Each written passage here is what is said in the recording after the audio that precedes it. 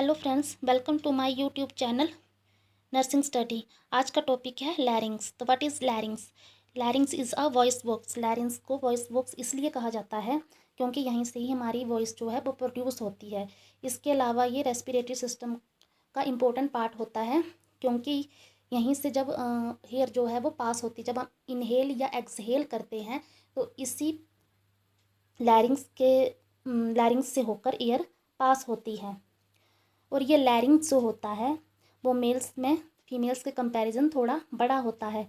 During puberty mail और female के लैरिंग्स में थोड़ा सा फ़र्क होता है, लेकिन इन अडल्ट स्टेज मेल्स का लैरिंग्स ग्रो करके फीमेल के लैरिंग्स से बड़ा हो जाता है, जिसके कारण क्या होता है, साउंड ऑफ पिच मेल्स के लैरिंग्स में कम होती है और फीमेल्स के लैरिंग्स में पिच जो है वो ज़्यादा होती है। नेक्स्ट है इसकी पोजीशन। तो हम जानेंगे पोजीशन क्या होती है। ये एक ट्यूब लाइक स्ट्रक्चर है, जैसे कि यहाँ पे डायग्राम में दिखाया है। ये जो है लैरिंग्स है, तो ये जैसे ट्यूब होती है उस तरह का स्ट्रक्चर होता है और ये कार्टिलेजेस का बना होता है। तो कार्टिलेजेस के बारे में हम बाद में डिस्कस करेंगे। फिलहाल आपको मैं ये बता देती हूँ कि कार्टिलेजेस होते क्या हैं। कार्टिलेजेस बोन की तरह ही कनेक्टिव टिश्यूज़ होते हैं, लेकिन कार्टिलेजेस जो होते हैं वो बोन के कंपैरिजन थोड़े फ्लेक्सिबल और सॉफ्ट होते हैं, जबकि बोन जो होती है वो हार्ड, रिजिड और स्ट्रॉन्ग होती है। नेक्स्ट है, it lies at the level of third, fourth, fifth and sixth cervical vertebra. और ये लैरिंग्स जो होता है वो थर्ड, फोर्थ, फिफ्थ और सिक्स्थ वर्टिब्रा पर लाई करता है, मतलब इसको कवर करता है। जो लैरिंग्स का पीछे वाला हिस्सा होता है यहाँ पर क्या होता है, सर्वाइकल वर्टिब्री होते हैं थर्ड से लेकर सिक्स तक। नेक्स्ट है स्ट्रक्चर एसोसिएटेड विद लैरिंग्स। अब लैरिंग्स के साथ कौन कौन सा स्ट्रक्चर एसोसिएट करता है, तो सबसे पहले ऊपर सुपीरियर में क्या होता है, यहाँ पर हायोइड बोन होती है।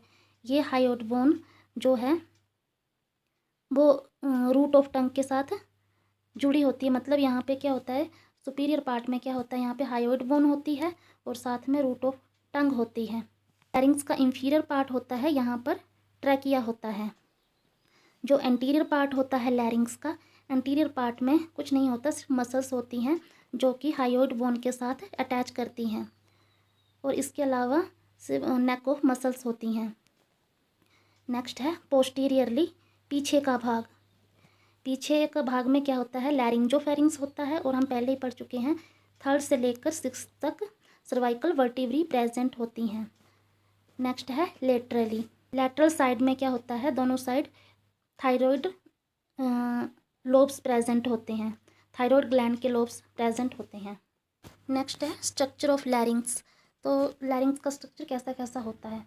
सबसे पहले लैरिंग्स जो होता है वो कार्टिलेज का बना होता है, और उस कार्टिलेज में क्या क्या इंक्लूड होता है, उसमें थायराइड, क्रिकोइड और एपिग्लोटिस कार्टिलेजेस इंक्लूड होते हैं।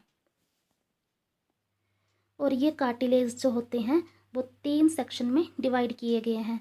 सबसे पहला सेक्शन है सुप्राग्लोटिस, दूसरा ग्लोटिस और तीसरा जो है सब ग्लोटिस। और जो सुप्राग्लोटिस होता है, जैसे पिक्चर में ये जूम करके दिखाया गया है, ये जो सुप्राग्लोटिस है यहाँ पर वोकल कॉर्ड्स होती हैं बीच में। ये वोकल कॉर्ड्स के ऊपर वाले हिस्से को बोलते हैं सुप्राग्लोटिस। और यहाँ पर एपिग्लोटिस भी प्रेजेंट होता है, और साथ में वोकल फोल्ड्स प्रेजेंट होते हैं। इनको वोकल फोल्ड्स इसलिए कहा जाता है क्योंकि ये वोकल फोल्ड्स की तरह अपीयर होते हैं। सेकंड है ग्लोटिस जो है वो बीच वाला पार्ट होता है।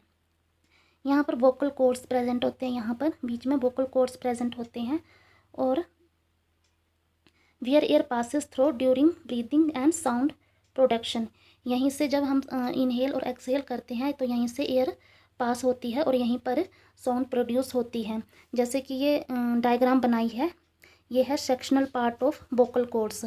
तो ये हमारी वोकल कॉर्ड्स हैं, यहाँ पर ये 2 वोकल कॉर्ड्स हैं, तो यहाँ से एयर पास होती है। इस बीच वाले स्पेस को कहते हैं ग्लोटिस।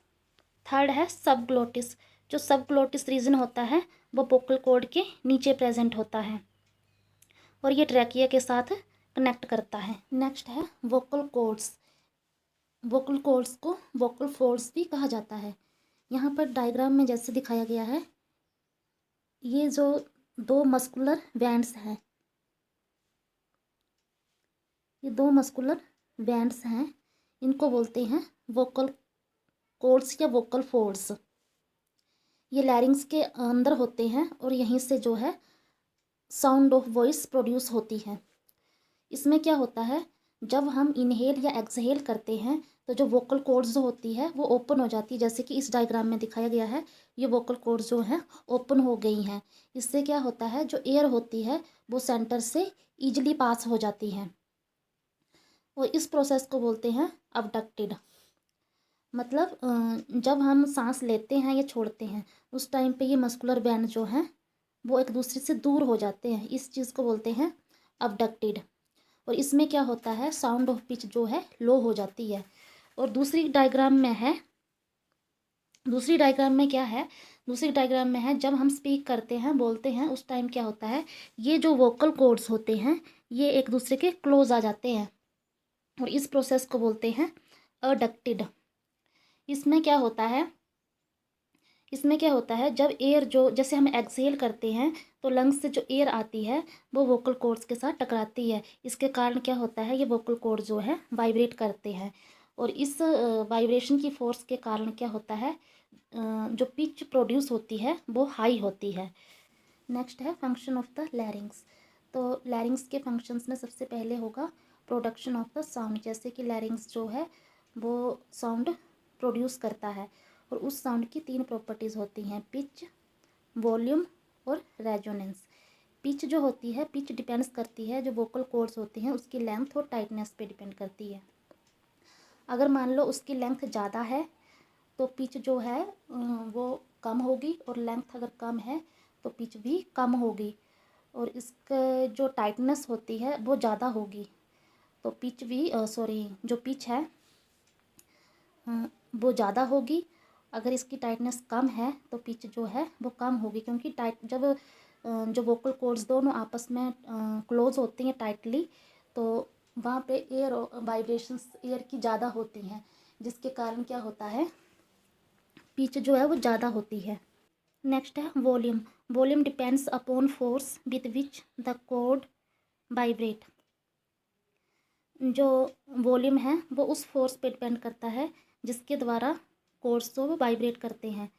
जब हम ज़ोर से बोलेंगे या धीरे बोलेंगे, अगर हम ज़ोर से बोलेंगे तो फोर्स भी ज़्यादा प्रोड्यूस होगी और फोर्स जब ज़्यादा प्रोड्यूस होगी तो कॉर्ड्स पे वाइब्रेशंस भी ज़्यादा होंगी। तो इस तरह से वॉल्यूम पे भी डिपेंड करती है प्रोडक्शन ऑफ साउंड। नेक्स्ट है रेजोनेंस और टोन। रेजोनेंस और tone depends upon the shape of the mouth, the position of the tongue and the lips, facial muscles and air in the paranasal sinuses। इन सब characteristics के कारण resonance और tone जो है वो डिपेंड करती है और इसी कारण क्या होता है, प्रत्येक पर्सन की एक अपनी यूनिक आवाज़ होती है। नेक्स्ट है स्पीच। नेक्स्ट फंक्शन है इसका स्पीच। स्पीच जो है जब प्रोड्यूस होती है तो जो उसकी साउंड वेव्स होती हैं वो किसके द्वारा शेप में लाई जाती हैं, टंग, माउथ, अदर स्ट्रक्चर जिसमें नेजल पैसेज भी शामिल है। इस तरह से स्पीच जो है साउंड वेव्स की जो शेप होती है उस पर डिपेंड करती है। नेक्स्ट फंक्शन है protection of lower respiratory tract. जो लैरिंग्स होता है, जो हमारा लोअर रेस्पिरेटरी ट्रैक होता है उसको प्रोटेक्ट करता है। जब हम फूड इनटेक करते हैं तो ड्यूरिंग स्वेलिंग क्या होता है, जो लैरिंग्स होता है वो अपवार्ड मूव करता है, जिसके कारण क्या होता है, लैरिंग्स की ओपनिंग होती है ऊपर से, उसको वो कवर कर देती है। इसके अलावा जो एपिग्लोटिस होता है वो भी लैरिंग्स को ऊपर उसको कवर कर देता है, जिसके कारण फूड जो है लैरिंग्स में नहीं जाकर ईसोफेगस में अपनी सही जगह पहुंच जाता है। इसके अलावा जो एपिग्लोटिस होता है वो एक लीफ लाइफ या फ्लैप लाइक स्ट्रक्चर होता है जिसको लिड स्ट्रक्चर भी बोलते हैं। जैसे मान लो कोई संदूक होता है, उसका ऊपर का ढक्कन जो होता है, तो जब ढक्कन को बंद करते हैं तो वो संदूक जो वो बंद हो जाता है। उस तरह से जो ये लीफ लाइक स्ट्रक्चर होता है एपिग्लोटिस, ये भी लैरिंग्स की ओपनिंग को उस ढक्कन की तरह बंद कर देता है जब हम खाने को स्वेलो करते हैं। नेक्स्ट है ह्यूमिडिफाइंग, फिल्टरिंग एंड वार्मिंग। इसमें क्या होता है, जो लैरिंग्स होता है उसमें म्यूकस मेम्ब्रेन प्रेजेंट होती है। वो म्यूकस मेम्ब्रेन एयर को जब हम इनहेल करते हैं तो उस एयर को ह्यूमिडिफाई करती है, फिल्टर करती है और वार्म करती है। फिल्टर इस तरह से करती है, जो डस्ट पार्टिकल्स या बैक्टीरिया होते हैं वो म्यूकस मेम्ब्रेन के साथ चिपक जाते हैं, जिसके कारण कोई भी डस्ट या फॉरेन पार्टिकल्स जो है हमारे लंग्स में नहीं पहुंचता। आई होप आपको लैरिंज अच्छे से समझ आया होगा। अगर आपको लैरिंज अच्छे से समझ आया है तो प्लीज़ लाइक करिएगा, कमेंट करिएगा और मेरे चैनल को सब्सक्राइब कीजिए। Thank you.